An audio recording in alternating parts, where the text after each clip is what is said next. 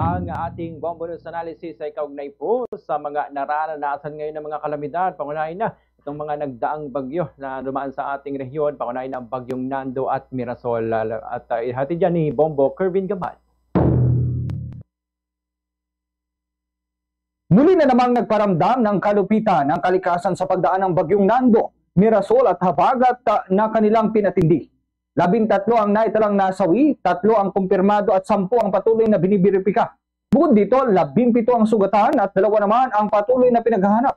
Sa datos ng NDRRMC, higit 224,000 na pamilya o mahigit 915,000 na katao ang naapektuhan sa mahigit 1,600 na barangay sa iba't ibang rehiyon sa bansa. Taon-taon na lang tila nauulit ang ganitong trahedya. Halos pare-pareho ang ulat. Mga nasalanta, nawalan ng tahanan, hindi sapat na evacuation centers at kakulangan ng mabilis na pagtugon. Ang masakit, hindi na ito dapat ikagulat. Inaasahan na ito sapagkat bahagi na ng ating klima ang mga bagyong tulad ito. Ang tanong, bakit tila palaging huli ang paghahanda? Dapat maging aral sa mga otoridad ang mga pangyayaring ito. Ang dami ng mga naapektuhan at nasawi ay hindi basta bilang lamang. Ito ay mga buhay na nawala at mga pamilyang nawasak. Kailangan ng mas malalim na pagtutok sa disaster preparedness. Hindi sapat ang paalala sa text o maigsing anunsyo sa radyo. Kailangang palakasin ang mga istruktura, paigtingin ang localized evacuation plan at tiyaking sapat ang pondo at kagamitan para sa kalamidad.